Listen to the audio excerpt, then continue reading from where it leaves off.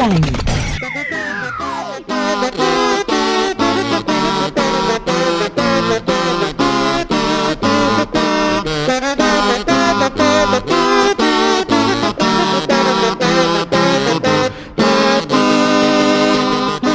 ¿Qué sucedió en la semana? La idea es que escribas tu deseo y que me cuentes mientras tanto de dónde venís. Soy de acá, vecina acá, vivo acá a unas cuadras, ¿qué tal? ¿Siempre venís acá? Sí, siempre soy de acá, soy cliente acá de años, desde que empezó Don Teo. ¿Siempre viene tanta gente? Sí, siempre, todos los días, pero ahora hasta que explota. Todos dicen que no hay plata, pero tienen que ver la cantidad de gente todos los días. Pero todos los días es más de una cuadra de gente, desfila demasiado. Bueno, mejor, así tienen trabajo. Y la gente también puede comer el asado, la carne rica. ¿Qué vas a desear? Quiero que desaparezca el kirchnerismo, así que si desaparece el kirchnerismo, van a volver el trabajo, la salud, todo Ahí está, eso. le ponemos trabajo entonces. Trabajo, bueno, no. Hacé lo que quieras. Ahí está. ¿Cómo me quieres te llamabas? Analía. Analía, muy bien, acá de Esteban Echeverría. Ahí está, escribe su deseo y lo mete en el buzón. Ya te tengo el fibrón, gracias. Bueno, a ver, buscamos más gente. A ver. Señor, usted... ¿Cuántos chicos desaparecidos hay en la época de Perón? Chicos, tengo la lista, la publiqué en el libro, es impresionante. Y mirá, publiqué la lista de las embarazadas que chupó el peronismo. ¿Ah, sí? Porque sí, hay muchos pibes que hoy por hoy están buscando su identidad y no toman su denuncia porque no fueron los militares los apropiadores, sino la policía. Te digo porque tengo testimonios y es una investigación que vengo haciendo hace años, basada en los informes elaborados incluso por los organismos de derechos humanos. Es impresionante lo que pasó entre el 73 y el 76 y cómo se lo niega y cómo esos chicos hoy son parias. ¿Sabes por qué? Porque rompe con el relato peronista. ¿Vos decís? ¿Pasaron varios días y siguen acá frente al sanatorio Tamendi? Sí, porque los chicos no tienen para comer, tienen hambre.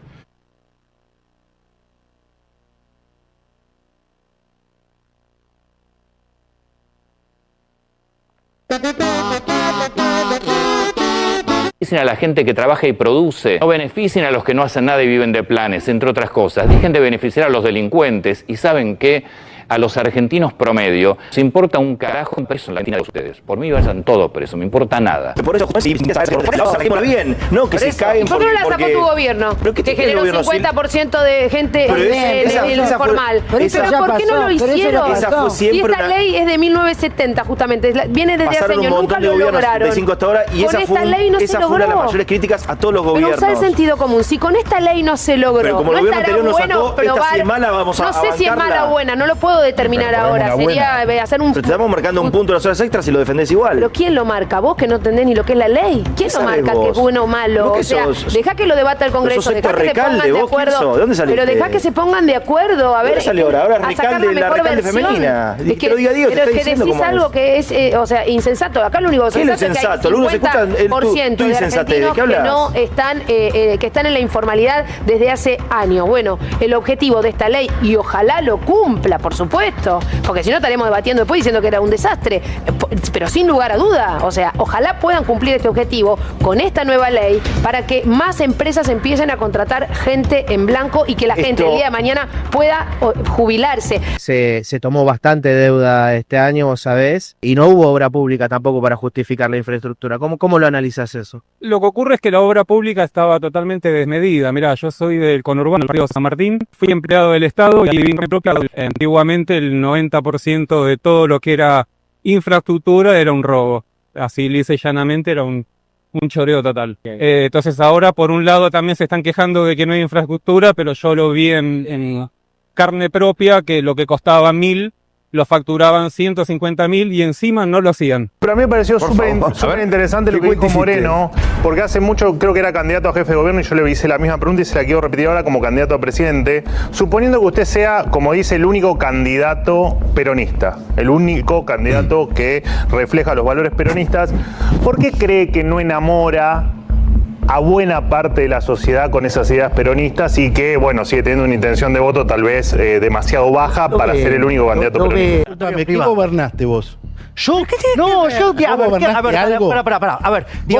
ver, yo no necesito haber gobernado nada para darme cuenta que, digamos, el kirchnerismo fue el peor gobierno de la historia. ¿Sabes lo que pasa? Que hablar es gratis. Digo, ¿sabes qué? Cada cual Vos en no la vida, gobernaste nada. ¿sabes qué? Cada cual tiene un rol. Te haces el canchero. No, yo no soy canchero. No, yo te expongo a tu mentira. El hecho, digamos, que yo no haya gobernado nada, a vos no te hace un buen gobernante. Me dedico a analizar la economía, cosa que ustedes hacen bastante mal y violan todas las restricciones de presupuesto y creen que la ley de gravedad no existe. ¿Ocupaste un cargo en economía? ¿Cómo?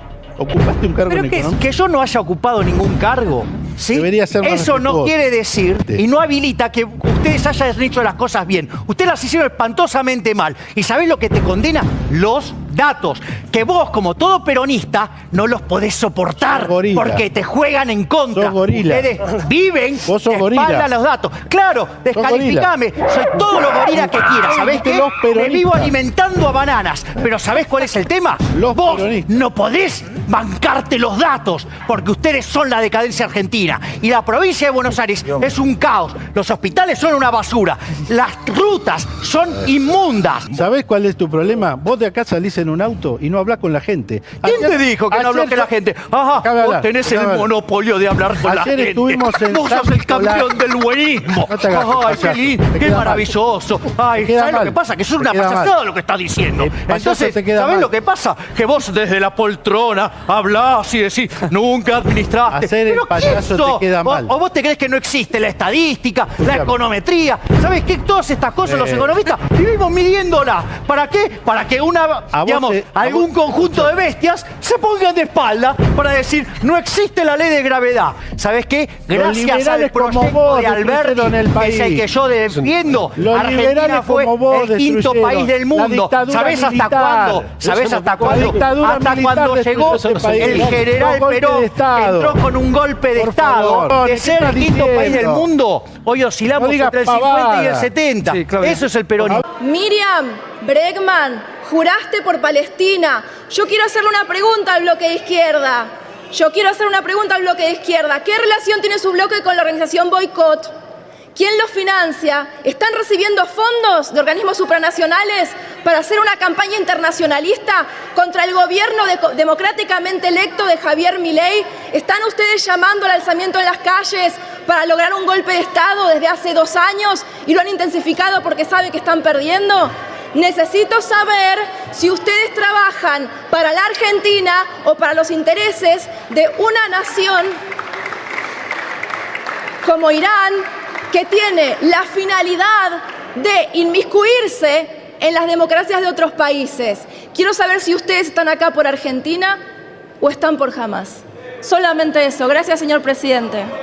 ¿Qué te pasó cuando te sentís la cantidad de diputados y diputadas de la Libertad Avanza que hay enfrente? Primero, obvio, preguntarme, digamos, qué hicimos tan mal, ¿no? Hicieron vacunatorios VIP, liberaron presos, organizaron fiestas durante la pandemia mientras la gente no podía despedirse de sus familiares, querían cuidar a los enfermos en las camas cuchetas de Baradel y anunciaban los datos del COVID con la payasa Filomena.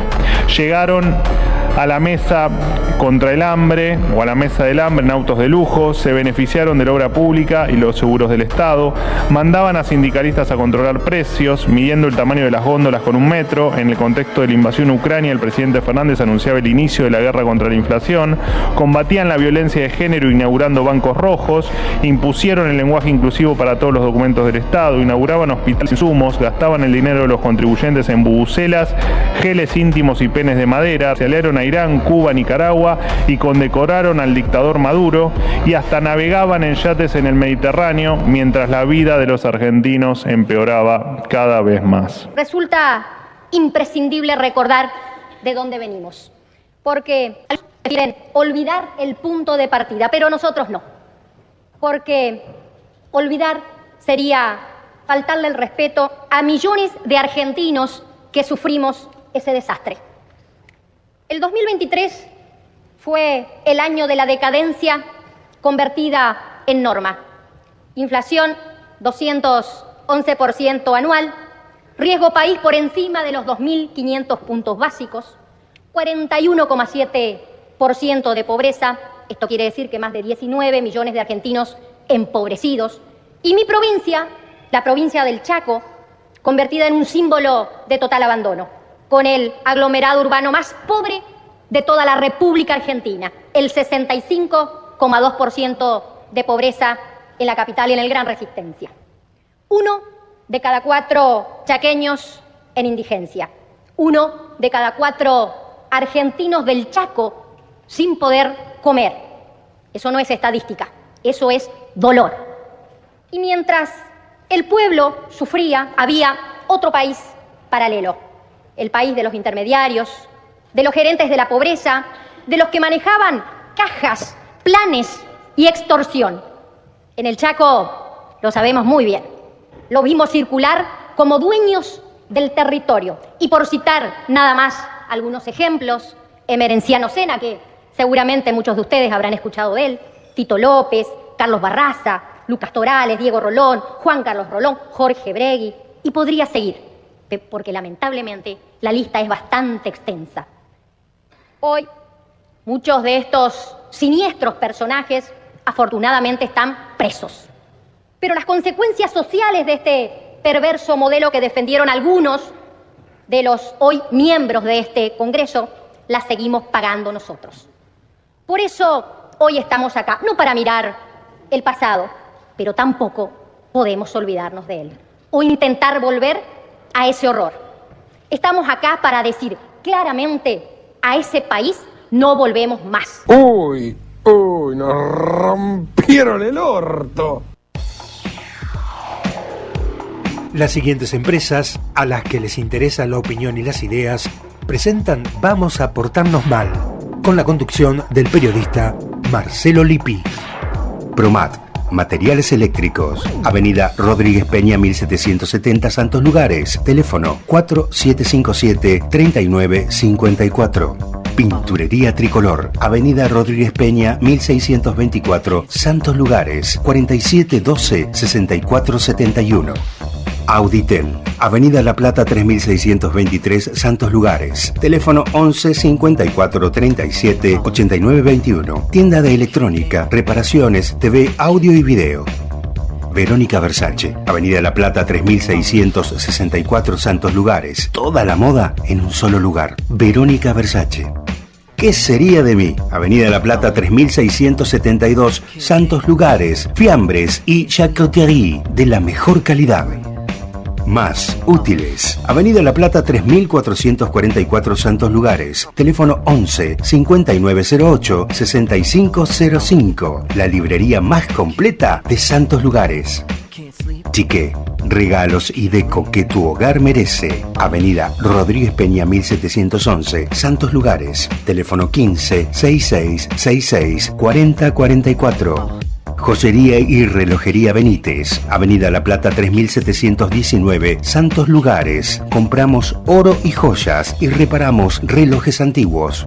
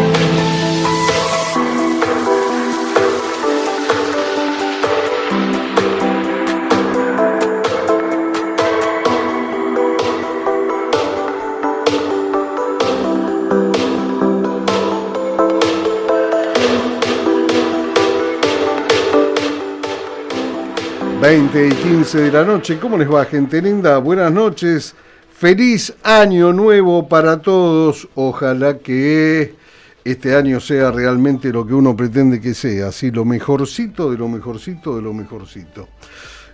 Un placer estar, vamos a estar todo el verano, no nos vamos a tomar vacaciones, vamos a estar todo el año. Por primera vez en 30 y pico de años, vamos a hacer todo el año corrido. Perdón, la gente de Apunte se lo merece, la audiencia también, por supuesto. Y por qué no, los auspiciantes que siempre nos siguen, nos ayudan, nos dan una mano para que esto salga al aire. Estamos hasta las 9.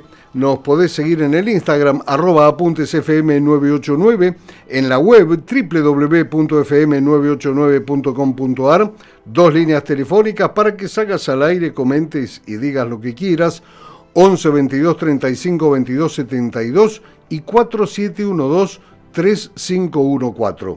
Por supuesto, como te digo siempre, Apuntes FM, la líder de las FM acá en 3 de febrero, te da la posibilidad de que te bajes su propia aplicación, no gastes datos, no consumas datos ni nada por el estilo y estés 24 horas del día informado, conectado, disfrutando de la excelente programación que Apuntes tiene para ofrecerte, porque ya lo sabes, Apuntes FM es el link perfecto entre la radio y tus neuronas.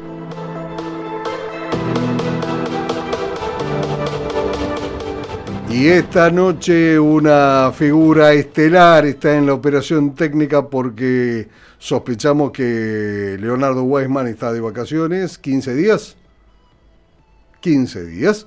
Y esta noche tenemos la figura señera de la radio, el mejor operador, el mejor director, la mejor persona que hay acá adentro, que es el señor Leonardo Javier Corneliet, haciéndose responsable de los audios, del manejo de archivos, de la puesta en el aire y siendo el operador técnico de turno más calificado de la República Argentina. Por supuesto, nos siguen en YouTube, Apuntes FM, en Twitch también Apuntes FM, y nos siguen, te lo vuelvo a repetir, en Instagram en @apuntesfm989. Y empezó el año, y el año no terminó sin quilombo, sino que, como corresponde a la Argentina, siempre hubo algún problema, siempre va a haber un problema en Argentina y en cualquier lugar del mundo, y a la vez nos va a permitir ver mejor, un poquito mejor, el panorama que nos rodea.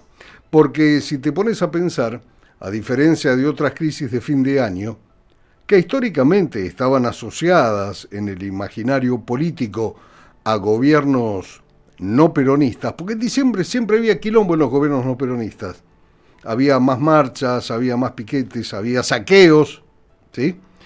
Los incidentes que pasaron fin del año pasado, hace 3 días, en Lanús y en Quilmes, exponen un fenómeno distinto y más inquietante, y es el desorden que emerge desde adentro del propio peronismo, y lo hace, fíjate vos, en distritos gobernados por la Cámpora, el núcleo que durante más de una década encarnó la idea de conducción, de disciplina y de verticalidad al partido kirchnerista. Que en menos de 48 horas 2 municipios camporistas se hayan convertido en escenario de protestas violentas, quema de neumáticos y hasta el incendio simbólico de un árbol de Navidad frente a una intendencia, no es un dato menor y tampoco es un exceso anecdótico. Es más bien un síntoma. Y como todo síntoma, remite a una patología mucho más profunda. La implosión de una autoridad política que ya no ordena, que ha perdido el poder de arbitrar y que sobre todo no inspira el menor atisbo de obediencia. En Lanús, la protesta frente al municipio que gobierna Julián Álvarez fue protagonizada por organizaciones históricamente alineadas con el peronismo territorial, como ser el Movimiento Evita, sectores vinculados a la UTEP y agrupaciones orbitando el universo de Juan Grabois. Gracias por el agua, los estoy necesitando horrores. Por su parte, en Quilmes, el día anterior, la escena fue similar. Hubieron piquetes, enfrentamientos con la policía, detenidos, y un cruce público sin precedentes entre Grabois y Mayra Mendoza, que es una figura emblemática de la cámpora bonaerense. Y la lectura que hacen en el camporismo es reveladora. Ahí no ven ningún reclamo social genuino, sino una acción con intencionalidad política, una advertencia, o si querés, algo peor, una demostración de fuerza en medio de una interna que ya no se disimula por completo. Las sospechas apuntan tanto hacia afuera como hacia adentro. Hacia afuera porque algunos dirigentes creen que antiguos aliados, Grabois y Emilio Pérsico, principalmente entre ellos, podrían haber recalculado lealtades. Y hacia adentro, porque otros están señalando que la chispa no viene del enemigo, sino de la propia fragmentación que está sufriendo el PJ bonaerense y que se nota a todas luces. Y el contexto a la vez te agrava toda esta lectura que uno hace. Cristina Fernández, la figura que durante años funcionó como árbitro final de todas las disputas, hoy está políticamente ausente. Internada en el sanatorio Otamendi primero y confinada después por prisión domiciliaria en San José 1111, por lo cual su capacidad de intervención, digámoslo con todas las letras, es nula, es inexistente. Y el dato no es ni médico por un lado ni judicial por el otro, es simbólico, porque el kirchnerismo construyó poder alrededor de una jefatura personalísima, y sin esa jefatura, los ladrillos del edificio están crujiendo y se están cayendo. Y en estos vacíos que quedan de esos ladrillos que se caen, emergen conflictos que antes se resolvían en privado. La pelea entre Grabois y Mendoza no es un simple desacuerdo táctico por una ordenanza municipal sobre estacionamiento medido. Es la expresión de una disputa más áspera. ¿Quién controla el territorio? ¿Quién administra la intermediación social? Y sobre todo, ¿quién se queda con los negocios asociados a la pobreza organizada? Los trapitos, nucleados en cooperativas referenciadas en el universo Grabois, no son solo trabajadores informales, son base política, son caja y poder de presión. Y desde el camporismo lo dicen sin ningún doble sentido, porque acusan a estos movimientos de hacer negocios con la marginalidad. Y desde el otro lado, replican que los municipios gobiernan de espaldas al pueblo, mientras declaman sensibilidad social contra el gobierno de Javier Milei. Ambas cosas pueden ser ciertas al mismo tiempo, y ahí está la gravedad de todo este cuadro que te estoy pintando. Lo que hasta hace poco era una alianza estratégica, la cámpora aportando gestión institucional y los movimientos sociales garantizando la calle, hoy parecen haber caído en un vínculo roto. Peor aún, un vínculo convertido en amenaza. Porque el mensaje que se escuchó en Lanús, si no baja el intendente, va a pasar lo de Quilmes, no es retórica de los antiguos sabios griegos. Es extorsión y está marcando el cambio de una época. Fíjate vos que durante años, muchos años, el peronismo hizo de la calle su activo político. Y hoy esta misma calle se les está volviendo ingobernable. Los despelotes de fin de año, esos viejos fantasmas asociados al colapso del poder, ya no golpean a gobiernos ajenos al Partido Justicialista. Ahora están revelando una interna incendiaria dentro de un peronismo que perdió conducción, que perdió relato y que empieza a perder territorio. Pero el dato más inquietante no es la quema de un árbol de Navidad en una intendencia.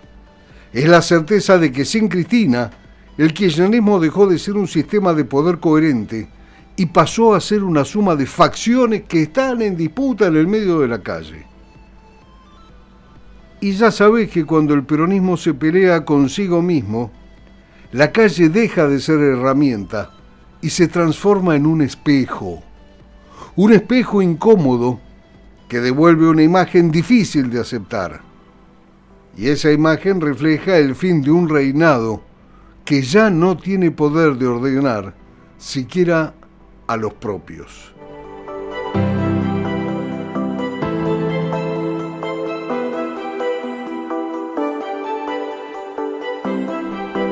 ...20:26... y por supuesto el pueblo lo pide, la galaxia lo reclama, el sistema solar está esperando que haya un poco de churro y bolita.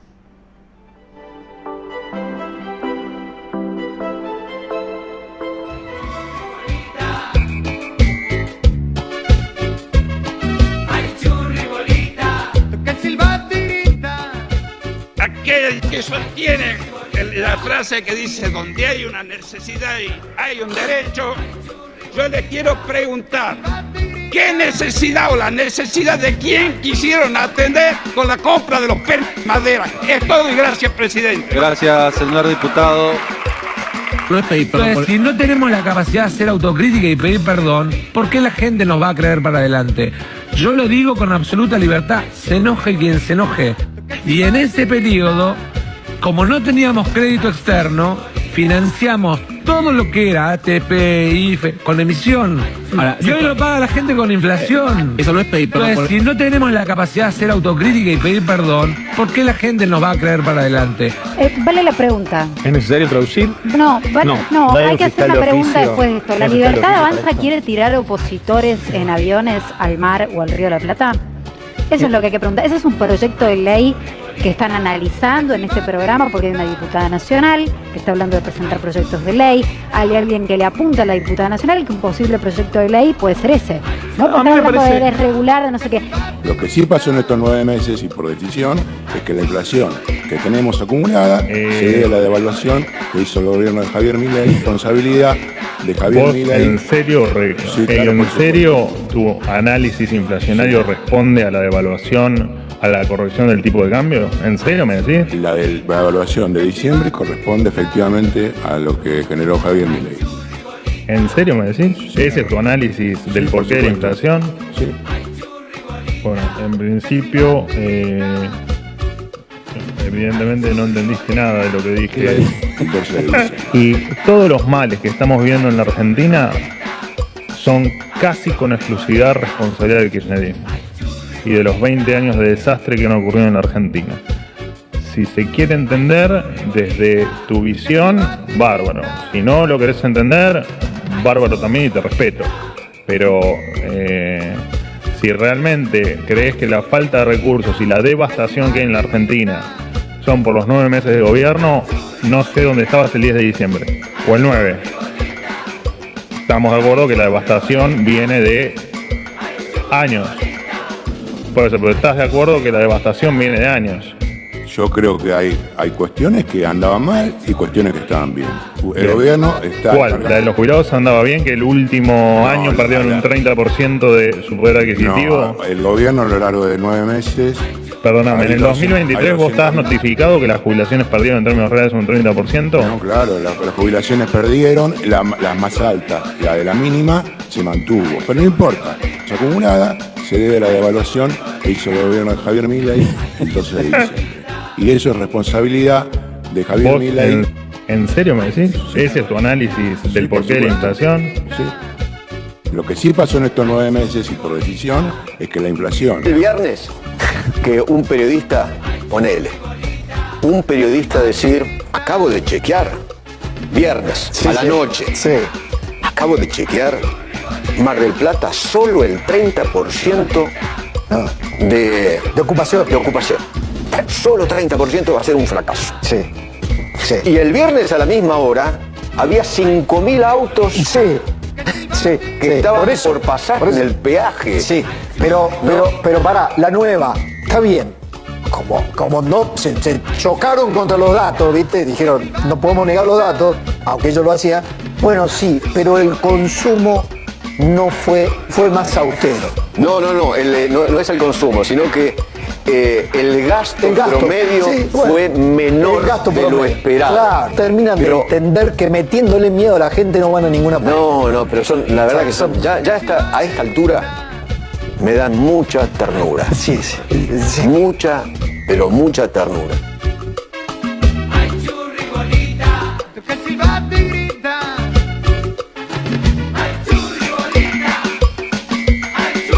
Sinceramente te digo, no sé qué pensar de esta gente, por qué dice estas mentiras, por qué tiene estos argumentos, si la realidad que tienen alrededor se los rebate absolutamente, automáticamente.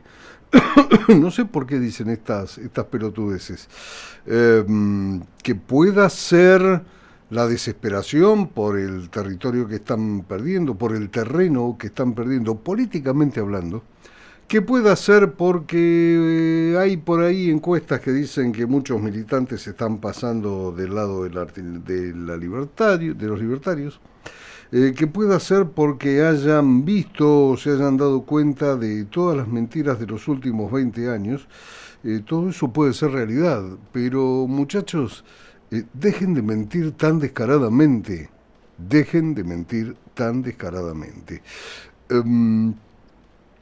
Qué sé yo, que te digan que Pinamar no está ocupado, que Gese no está ocupado, que Cariló no está ocupado. Pero Mar del Plata está reventada. Tenía 95% de ocupación antes de fin de año. ¿Qué quiere decir eso? Y los demás destinos turísticos del país también estaban a pleno. Hoy o ayer estaba viendo en la tele Tucumán, un 70% de ocupación hotelera. Tucumán, ¿quién carajo se va a ir a cagar de calor a Tucumán? Aparte de los tucumanos. Nadie. ¿Sí? Pero, carajo, déjense de decir semejante cantidad de pelotudeces, porque si no, nadie les va a creer nunca más nada. Nada, absolutamente nada. Y cada vez le están creyendo menos. Por las dudas de que no se hayan dado cuenta, cada vez les van a estar creyendo menos. Y esto es por culpa de la decadencia argentina.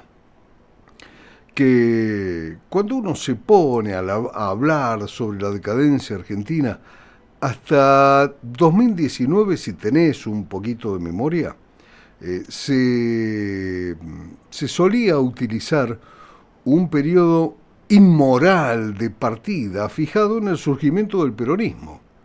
Un hecho que ha sido denominado como el momento en el que la Argentina se jodió. Y en la Argentina, ese periodo de cuándo nos jodimos, vinculado al peronismo, tampoco es muy exacto. Porque si vamos a hablar de historia, ¿qué tomamos como punto de partida? ¿El golpe del 4 de junio de 1943, un viernes? ¿O cuando Perón ganó las elecciones el 24 de febrero de 1946, que fue un domingo, obviamente? Poco importan estos datos fríos. Así es que se comenzó a repetir una decadencia de más de 70 años. Una decadencia de más de 70 años. Pero 4 años después de 2019, un tal Javier Milei comenzó a hablar de una decadencia de más de 100 años. Y ahí cambia un montonazo el panorama. Porque 100 años antes de 2023 estamos en 1923. Primavera del gobierno de Marcelo Torcuato de Alvear, uno que puede darse el lujo de decir que tuvo un saldo excesivamente positivo para todos. En cada uno de los indicadores económicos y sociales. Y quizás sea por eso que de Alvear solo podemos aprendernos si nos cruzamos con algún libro especializado. Y si nos da ganas de leerlo, por supuesto. Pero uno no es tan boludo y sabe que el periodo de decadencia es fijado en el ascenso a la presidencia de Hipólito Yrigoyen, cuya jura tuvo lugar un 12 de octubre de 1916. Y si bien fue un jueves, es fácil encontrar la fecha propuesta si recurrimos a las técnicas del derecho. Cuando no tenés una normativa que sirva para resolver un conflicto, ¿qué se hace? Se toma prestada otra normativa para poder encontrar alguna solución. O sea, y traducido al español, Si la Argentina grande es la de los gobiernos históricos del siglo XIX, y estos tuvieron una continuidad recién interrumpida con la llegada de una corriente inversa, es fácil sacar la ficha. Y no me voy a poner a defender a Irigoyen en este comentario, pero Alvear, ¿qué fue lo que nos hizo para tenerlo tan tirado en el fondo de la baulera? Y no, acá no valen las excepciones que confirman la regla. Si decimos un siglo de decadencia, es un siglo de decadencia. Y si es en general, es una decadencia total. Lo bueno de hablar de una decadencia general es que nos permite cubrir los vacíos de tiempo en una decadencia en particular. Por ejemplo, si hablamos de un siglo de decadencia económica centrado en la estabilidad, es difícil explicar los periodos de Alvear o de Carlos Menem. Ahí entra la decadencia moral o cultural, algo que en lo del gobierno de Alvear es difícil de encontrar, pero que está regalada con el advenimiento del menemismo. Y esto aplica a nosotros y al mundo, por supuesto. El siglo XVII, en España, la decadencia es el siglo de la decadencia, y a la vez es el siglo del oro. Lope de Vega, Ruiz de Alarcón, Tirso de Molina, Calderón de la Barca, Sor Juana Inés de la Cruz, Garcilaso de la Vega, Antonio de Zamora, Quevedo y Cervantes. Sí, muchachos, Cervantes. Y mejor mencionar al pasar a las otras ramas de la cultura, antes que hablar de Velázquez y del Greco, porque nos van a revolear un lienzo por la cabeza. Sin embargo, ese es el siglo de la decadencia. Sí, pero también es el siglo del Quijote, el de Salamanca y el del Escorial. ¿Y sabes qué es lo peor de todo? Que no existieron en universos paralelos. La romantización de tiempos sucedidos es un hecho muy marcado por las cosas que perdimos y las cosas vinculadas a los seres queridos que ya no están. Voy a sostener esta teoría y la voy a bancar a capa y espada desde que me di cuenta de que la mayoría de la gente de mi edad, y los que vinieron después también, tienen por la década de 1990 un sentimiento solo comparable con el que tienen por los años 80 los que suman un par de almanaques más que yo. Es extensivo intergeneracionalmente. Tengo más cariño por Italia que el que nunca tuvo mi abuelo, para quien ese pueblo era tierra de miseria.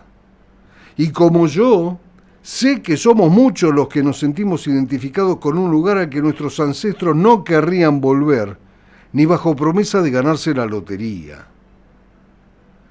Eso debe ser necesidad de exagerar. Creo que viene impreso en nuestro ADN con la ciudadanía argentina. O, anda a saber, capaz que sea algo en las napas de agua que nos convierta en seres exagerados y que ni en el reflejo nos reconocemos. Cuando era chico, recuerdo un chiste fácil en referencia a Brasil y su manía por decir que todo lo suyo era o más grande do mundo. Justo nosotros, que tenemos la más ancha y la más larga avenida, el mejor corredor de Fórmula 1 de la historia, los más grandes futbolistas que el mundo haya visto y que hemos competido en Producto Bruto Interno con Estados Unidos por décadas, hasta que ingresamos en un siglo de decadencia. Es obvio que nuestra decadencia tiene que ser la mejor. ¿Quién querría decir que sobrevivió a un resfrío, neumonía bifásica con pleuresía o chito a la boca? La crisis económica tiene que ser la peor de la historia, lo cual es todo un tema cuando se vive en un país que vivió un Rodrigazo, un 2001 y un periodo inflacionario de 3 dígitos anuales durante 3 lustros que terminó con 2 picos inflacionarios. ¿Cómo se hace para superar semejante cantidad de hechos más grandes do mundo que do de Brasil? Fácil. Esta crisis es peor que todas las anteriores combinadas. Total, lo contrafáctico es un acto de fe. Entonces tenemos el mejor gobierno de la historia basado en que se desactivó la peor bomba de la historia. Por decantación, el mejor gobierno de la historia tiene al mejor presidente y al mejor ministro de Economía de la historia. Pero hay un problema, que es esto de abusar de la subjetividad cuando ésta tiene que pararse sobre datos objetivos que se obtienen por promedios y encuestas. Así es que se repiten mantras como la recuperación salarial o que los sueldos le ganan a la inflación. Son datos objetivos y están disponibles en el INDEC. Y uno puede sentir que es el único idiota al que no le alcanzan las horas del día para sumar nuevos ingresos sin saber de dónde rascarlos. Y un sinfín de cosas que no entiendo. ¿Por qué hay que explicarlas cuando el mismísimo INDEC dice cuándo hace falta para ser parte de la clase media? ¿Cobrás menos de 2.100.000 pesos al mes y tenés hijos? No sos clase media. ¿Cobrás menos de 1.600.000 al mes? Sos pobre. ¿No llegás a 1.200.000? Sos indigente. Y listo, macho. Ahora, en lo personal, yo buscaría récords en objetivos más realistas. El 18 de diciembre del año pasado, fue jueves, el INDEC publicó el informe de trabajo e ingresos de 2025. Y como dato sobresaliente, la tasa de desempleo descendió al 6,6% en el tercer trimestre, bastante por debajo del 7,9% del primer trimestre del mismo año. Y desde mi total subjetividad, me preocupa la informalidad del 43,5% y el 23% de sobreocupación de los que tienen empleo, es decir, los que trabajan más de 45 horas por semana. Es obvio que voy a fijarme en esos datos porque me interpelan y porque de ahí quiero salir hacia un mundo mucho mejor. Ante este año que está recién comenzando, las palabras del ministro de Economía y del propio presidente parecerían preanunciar una mejora aún mayor en los indicadores económicos. En la subjetividad de todo esto lo medimos aún más para bajar la inflación, para no devaluar, y que los salarios se recuperen aún más. Y es un objetivo más que razonable. Solo espero que me toque alguna de estas variables. Y en medio de esta crítica constructiva a toda la narrativa oficial, merece un párrafo aparte, una foto difundida por los canales oficiales del gobierno, que muestra al presidente con un mameluco especial que lo mantiene refrigerado en días de 38 grados de temperatura junto a todo su gabinete, y un ejemplar por pera del libro Defendiendo lo Indefendible, de un tal Walter Block. Más allá de un título que merece la glorificación de la persona a la que se le ocurrió, el contenido del libro podría contribuir a proponer una nueva marca a debatir basada en la mayor desproporción entre el ideario libertario economicista y el conservadurismo de la narrativa. Algo habíamos hablado ya en ocasión de una de las tantas veces en la que el presidente habló de un tal Jesús de Huerta de Soto, como si fuera un prócer y el más mejor de la historia por sus contribuciones a las ideas de la libertad. En aquel entonces habíamos remarcado que don Jesús tiene kilómetros de docencia inscriptos en el liberalismo más liberal que se pueda concebir y que lleva a este ideario a todos los aspectos de la vida, por lo cual también sostiene que es un delirio que el Estado quiera combatir al narcotráfico por tratarse de una intromisión en la privacidad de las personas. No es un invento esto, ojo, no es un invento. Esto es parte del contenido de la cátedra de Jesús Huerta de Soto. Y sin inventar nada nuevo, este tipo, Walter Block, sostiene que la prostitución no debería ser ni perseguida ni regulada, como tampoco el narcotráfico ni el aborto. No solamente lo sostiene, sino que volcó sus fundamentos en un libro con ejemplos que sí hacen gala de novedad gracias a los ejemplos utilizados por el autor, que están más cerca de una apología del delito que de una construcción retórica. Sabemos que Milei piensa así en parte, en gran parte, y de hecho se ha mantenido impasible frente a las críticas recibidas cuando aseguró que el mercado de órganos era uno más, y ya saltaron todos los que están en la vereda de enfrente a decir a ver a cuánto cotizaba un riñón, una córnea, un pulmón.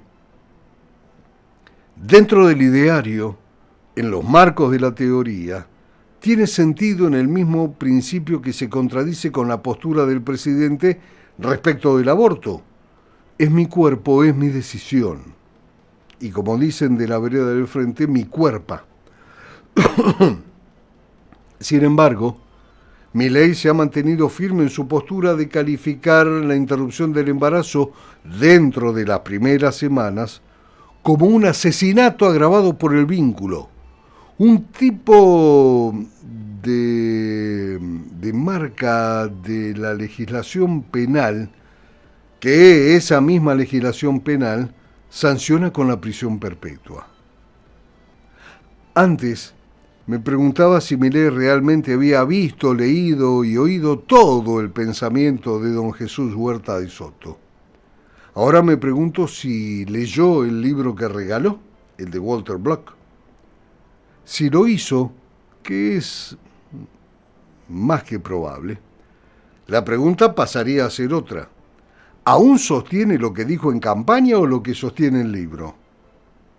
Y te lo dejo como sugerencia, se lo dejo también, mejor dicho, como sugerencia a los entrevistadores del presidente para introducir un tópico nuevo, un nuevo tema de charla o de entrevista. Incluso, si quieren, podemos organizar un debate de autores de los libros de la mesita de luz del presidente. Eso sería también interesante. Pero sin ánimo de chicana, sería interesante ver cómo intentan imponer sus puntos de vista los autores vernáculos favoritos del presidente frente a un tal Walter Block o frente a un tal Jesús Huerta de Soto.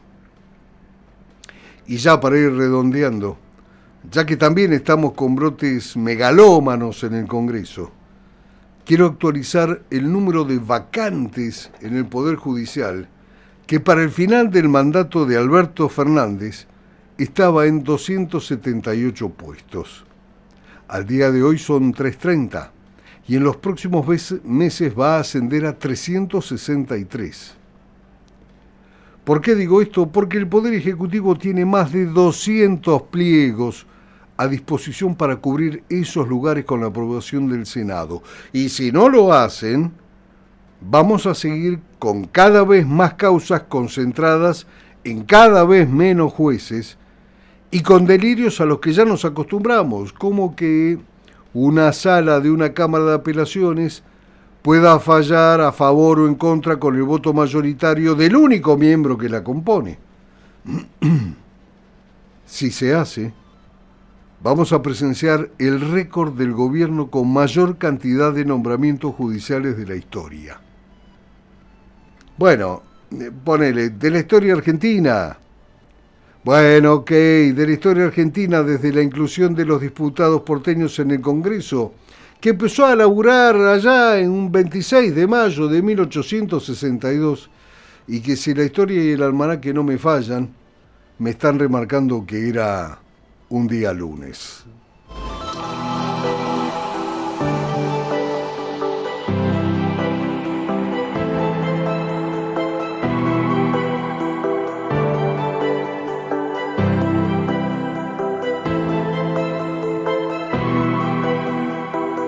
Venimos a reclamar por el bienestar para nuestra familia, ¿no? Porque la plata no alcanza, los sueldos no suben. De la tarjeta que yo cobro son 3, 4 meses de este mes que no hay ni un peso de aumento y las cosas subieron un montón. ¿Es ciudadano argentino? Soy boliviano. Pues, ¿qué es lo que está faltando ahora? ¿Un aumento donde usted está cobrando un plan trabajar? Yo estoy cobrando, sí, un plan trabajar y es muy bajo el sueldo. Venimos a pedir aumento y también venimos a hacer el apoyo a la demás familia que no despida más gente, por si no, no se puede vivir sin un trabajo. Sí. Porque queremos luz, agua, eso queremos. Estamos sin luz, sin agua, los chicos no pueden dormir en la noche y no, por eso, no hay con qué bañarlos también, apenas nos ahorramos del agua para cocinarnos. ¿Cuánto hace que vivís en este barrio? ¿Perdón? ¿Cuánto hace que vivís en este barrio? Acá en este barrio 5 años. ¿Es la primera vez que les pasa algo de esto? Siempre pasa, pero nunca se había cortado tanto tiempo, sí. ¿Puedo preguntar cuánto pagás de luz por mes? Acá no, nosotros no pagamos de luz, porque esta es la villa y no se paga luz.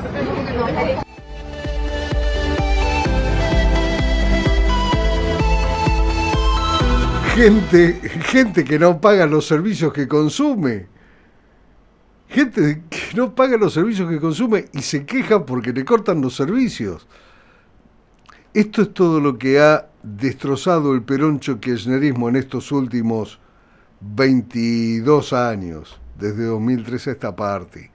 Esto es todo lo que ha hecho posible que la Argentina no sea Argentina potencia, como es el título de este audio, sino que sea Argentina decadencia, porque nos han hecho decaer a niveles insospechados. Con esto de la supuesta igualdad social, con esto del... ¿cómo era que era bien la frase? La inclusión social con matriz diversificada, que nadie puede... ¿Quién carajos explicar qué carajo quiere decir todo eso? Nos encontramos con todo esto ahora. Y nos encontramos con que pasó 1 año y pico y Loan no aparece. Y nos encontramos con que amenazan al juez que está investigando el asesinato de las 3 pendejas en Florencio Varela.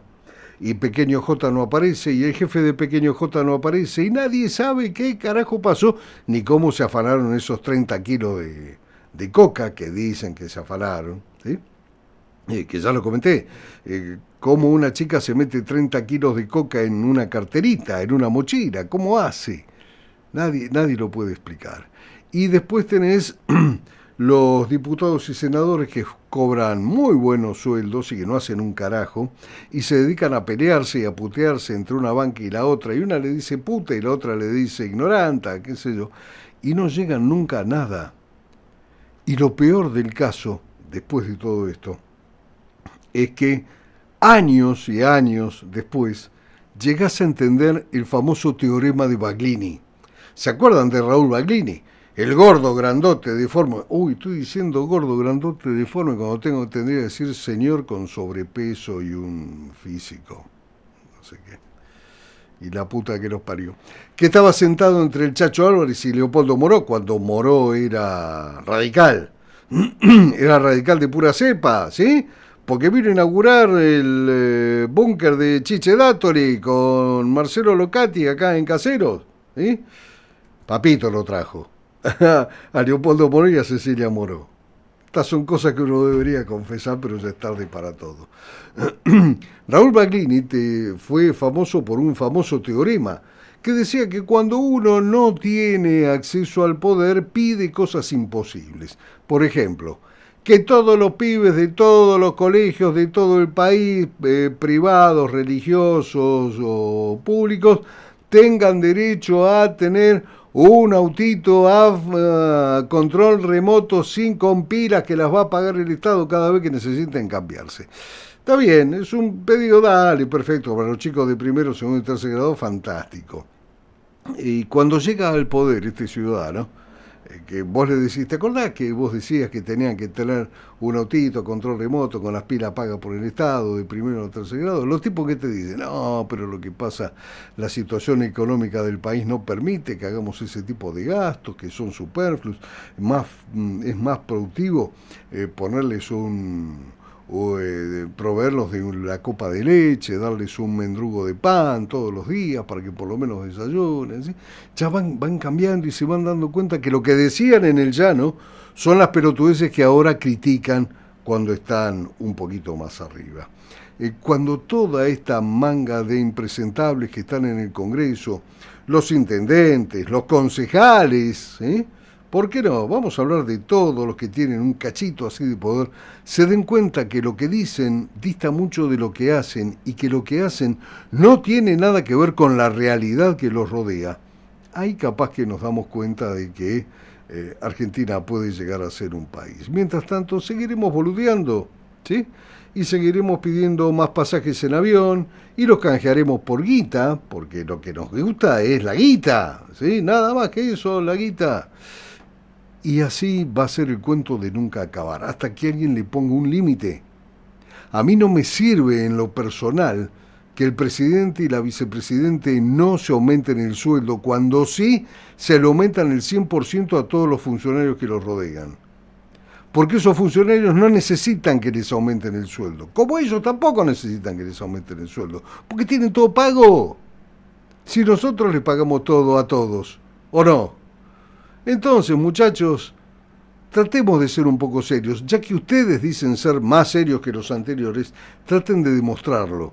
Porque si no, eso de seguir haciéndonos pito catalán o un corte de manga, va a ser perjudicial para ustedes, porque los votos en la próxima elección van a ser lo que van a cantar si realmente lo que hizo Milei estos 4 años valió la pena o fue simplemente otra pérdida más de tiempo, de dinero, que es lo mismo, tiempo y dinero son lo mismo, y de la dignidad social que debería a todos mantenernos bien elevados con la vista al frente y el pecho lleno de aire para hacerle frente a las balas.